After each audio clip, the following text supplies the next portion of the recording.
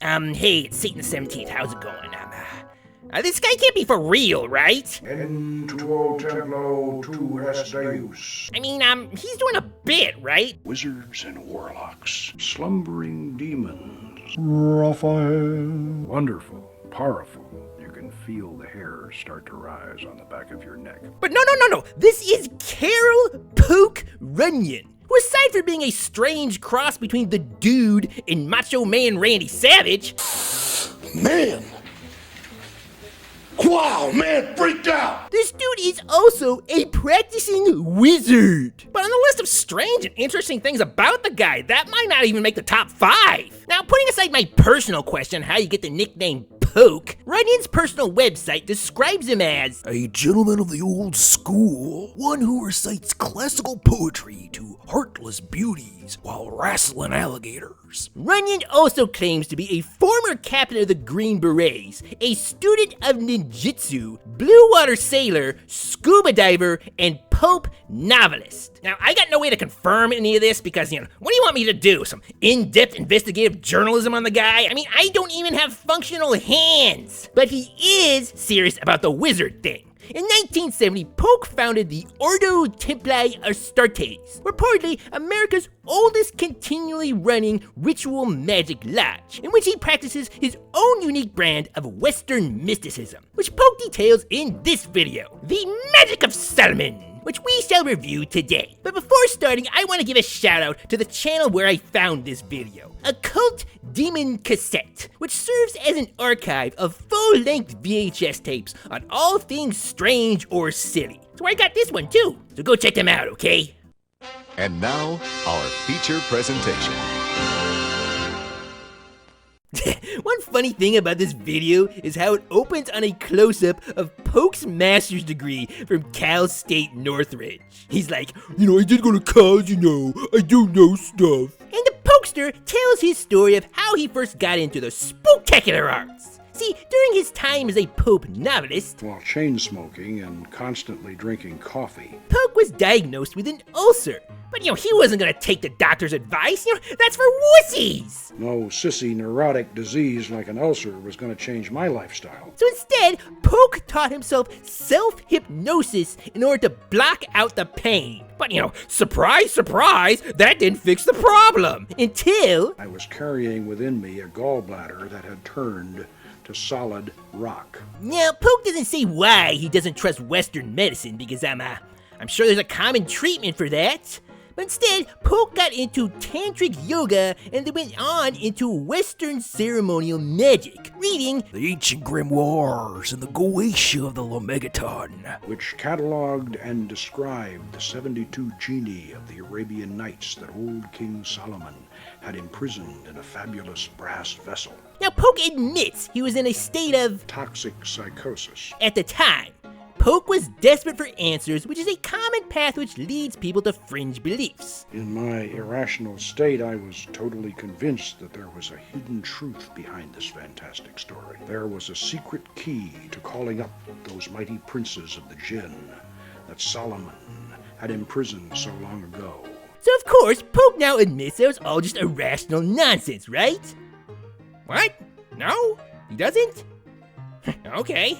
Despite admitting he was, quote, temporarily insane at the time, Poke noticed how these occult rituals that were supposed to summon spirits and demons or what have you always failed to get the entity to appear in physical form, specifically citing Aleister Crowley's failure to get a demon to appear in incense smoke. So Poke concluded that what these rituals actually do is induce hypnotic states, and any supposed effect of the ritual is actually a result of self-hypnosis. Okay, good! Rationality! A reasonable, non-supernatural explanation! And he brings up Dr. Carl Jung's explanations for the deep unconscious, with his theories of the collective unconscious and how the archetypal dream images are the sources of all the heroes and monsters of mythology.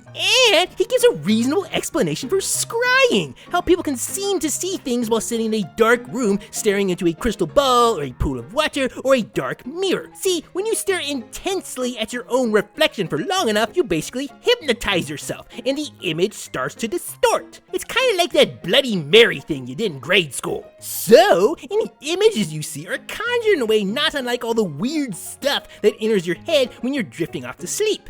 See, nothing is coming to you from the outside, you're actually looking inside. You're taking a dream-like dip into your own psyche. So any visions that might be summoned through this method are actually just a mind trick or a self-delusion, right? No?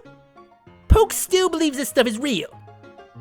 Okay. But then, on the topic of demons, Poke explains how all the Old Testament demons were just warped rebrandings of the rival Semitic deities of the time. He's got a face on his butt, turning Baal into Belial and Astartes into the demon Astarte.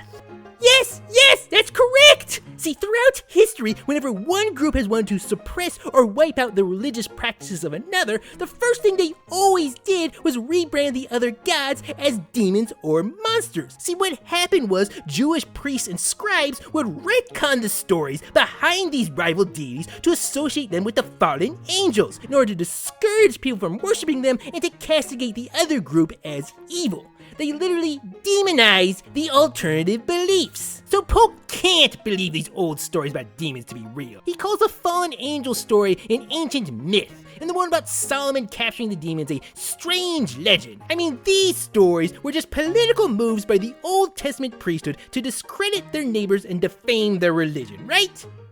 Now, Poke still thinks these stories about the demons are real. And if so, can these powerful genii be commanded to reveal hidden knowledge? Which would mean he also believes the old Semitic deities are real. Great, we're in Vlad Savchuk territory now! So Poke now explains and demonstrates his ritual to speak to his temple's namesake, the old Semitic goddess Astarte. Now, just to be clear, a lot of uninformed Christians tend to treat all magical practice as witchcraft or satanic, but this isn't that, okay? This is actually some form of Judeo-Christian mysticism. The name of the Christian god is spoken several times, there's no mention of Satan, and in fact, a lot of it has to do with the 4 archangels, Michael, Gabriel, Raphael, and Uriel. See, what you gotta do is invoke the names of one or more of the angels to first get both protection and permission to speak to one of the lesser spirits they supposedly have power over. So just to be clear, the devil has nothing to do with this. So they do the hokey pokey and turn themselves around. What? His name's Poke! I mean, the joke's right there. Expect me not to use it? Yeah, I got a question about the robes. Why? I mean, is there a purpose to them? Is it just a fashion choice? Could you do this in sweatpants? I mean, what? So they summon Astarte, which they fake for the camera with this cheesy little trick, but they don't ask her anything. I guess they're just calling up to say hello. So here's another thing. So Poke is leading the ritual, but he's not the one actually looking into the mirror making contact. I mean, that's what the woman's doing. So Poke has no confirmation this is actually doing anything. He just has to take her word for it. I mean, she could just be like, oh yeah, I see her, yeah, she's waving hi, she's asking about the wife and kids. So, I don't get this. I mean, there are times when Poke is being completely skeptical and rational and seems to imply this is all a bunch of hooey, but then he completely forgets all that and starts saying and doing things in complete contradiction. I mean, what's the deal here? Our ancestors transformed these ancient deities into demons and imprisoned them down in the brass vessel of the collective unconscious. They appear from the collective unconscious through your reflection when you evoke them. Oh, okay, I get it now, okay. This is all rooted in a common misunderstanding of what Carl Jung meant by the collective unconscious. The main assumption here appears to be that when one enters a hypnotic state, they pass into some sort of psychic realm which gives them access to like the spiritual plane or something. No, that's not what that is. So the collective unconscious isn't some Borg hive mind concept. It's not some magical place we go when we dream, or it's not some passageway for telepathy or astral projection or whatever. The collective unconscious merely refers to to all the basic traits of the human psyche that all people possess as a species. See, human beings have lots of collective traits. All your digestive systems, all your circulatory systems, all your nervous systems all work pretty much the same due to your shared genetic inheritance. They are collective because you all have them. So while you all might look a little different on the outside, down in your guts, you're all the same. Likewise, Jung theorized that the basics of the human psyche are also genetically inherited. So down on that deep down level, we are also exactly the same and share many of the same traits, including the ways that our minds symbolize various psychic impulses in dreams, hallucinations, and other non-conscious states. And Jung called these standard symbolizations the dream archetypes. But since the conscious mind can't make sense out of these symbols, they are usually mistaken for the supernatural. Thus, Carl Jung believes the unconscious archetypes to be the source of all the wild and woolly stuff found in myth, folklore, and esoterica. As Joseph Campbell writes, "For the human mind is the ultimate mythogenetic zone, the creator and destroyer, the slave and yet the master of all the gods." So Polk seems to believe that this means the gods are real and can be contacted through the human mind. But this is not what Carl Jung meant. Further, this all hinges on buying into the story about King Solomon ordering demons around with a magic ring, which he then imprisoned in a brass vessel?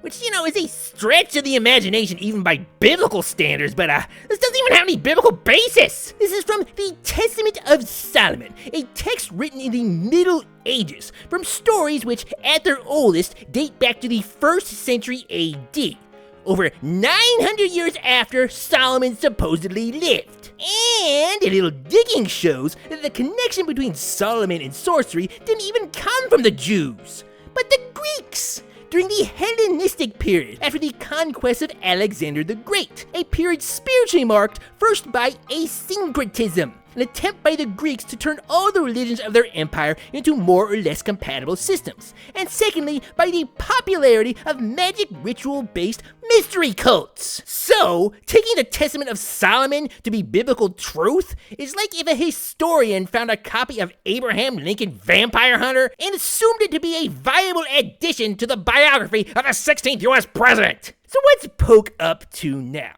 Well, he's 95 and still whizzing it up.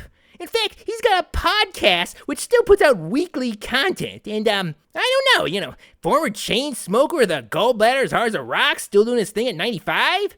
Maybe he's onto something, who knows? But now I command thee, gaze intently upon my image, click upon the icons of the like and the subscribe, inscribe an incantation of greeting in the comments below, and summon forth another one of my videos from the side. Do it, I beseech thee. Why doth thou tarry? Like and subscribe. Okay, bye.